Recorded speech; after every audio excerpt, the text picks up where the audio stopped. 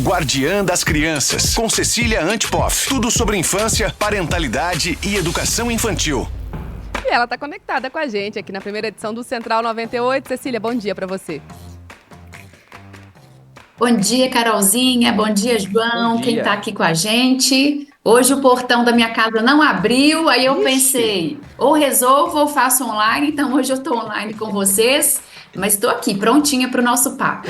Ainda bem que tem tecnologia hoje, né? A gente não fica sem a Cecília aqui no Central, primeira edição, senão a gente fica triste. Cecília hoje chegando para falar, gente, de um tema muito importante, que inclusive causa muitas dúvidas aí.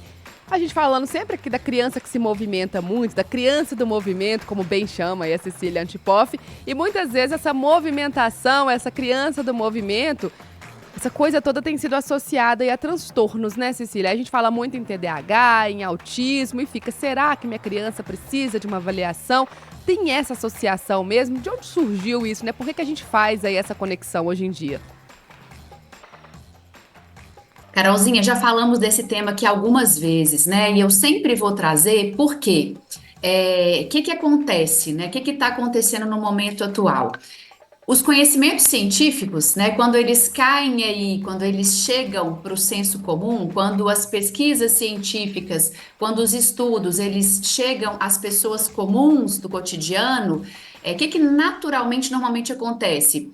As pessoas simplificam o que aprenderam, o que entenderam. Por exemplo, quando a gente vai num congresso e fica ali 1h30 escutando um neurocientista falando sobre uma descoberta, sobre uma pesquisa, o que a gente traz para contar para as pessoas? É aquela informação bem simplificada, que é o que eu entendi. Isso é natural, é normal, isso acontece, só que a gente tem que estar atento a isso, porque em relação a transtornos como TDAH, né, transtorno do déficit de atenção e hiperatividade, e como o autismo, o que está acontecendo, né? Informações muito relevantes, conteúdos complexos, robustos, eles vêm sendo olhados de uma forma completamente simplificada, né? E isso repercute em como a gente cuida das crianças. Então, as pessoas hoje, dentro das escolas, nos contextos sociais e, infelizmente, até dentro de consultórios, né, de profissionais que deveriam ter um conhecimento mais ampliado, mais complexo, as pessoas estão usando da informação de senso comum simplificadíssima para chegarem em diagnósticos, né?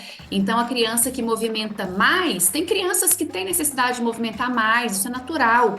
Elas vêm sendo, né, com uma naturalidade absurda, elas vêm sendo associadas a crianças que têm transtorno simplesmente porque se movimentam mais, né? Porque elas não têm ali aquela organização que muitas crianças têm para entregar, algumas não têm.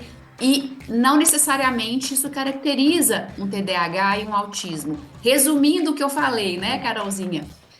A gente não pode olhar só para um comportamento isolado da criança, ou 2 ou 3 isolados, e fechar diagnósticos da magnitude de TDAH e autismo, e as pessoas estão fazendo isso o tempo todo. Nas escolas, que nem é lugar para fechar diagnóstico, pessoas da família falando com mães e pais, porque isso chega para mim.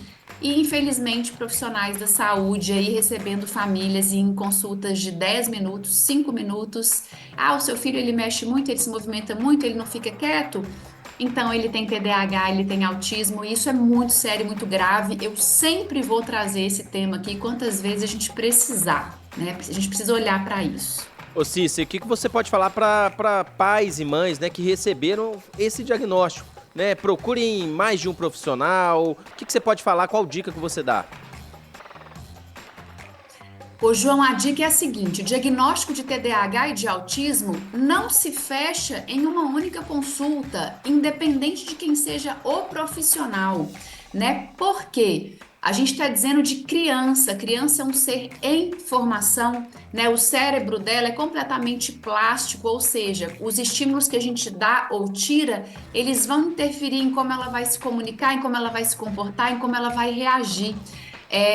Então, qual que é o diagnóstico? O que eu falo para a mãe e para o pai? Você foi num profissional, em 15 minutos ele fechou um laudo, te prescreveu uma medicação para o seu filho, porque ele se movimenta muito, tem TDAH. A minha sugestão é: busca outro profissional e outro profissional para ter mais critério. E claro que eu sei que isso demanda tempo da família, muitas vezes demanda até um investimento, mas é muito grave e muito sério, né? Uma família tratar uma criança, né, como se ela tivesse TDAH, por exemplo, medicar a criança.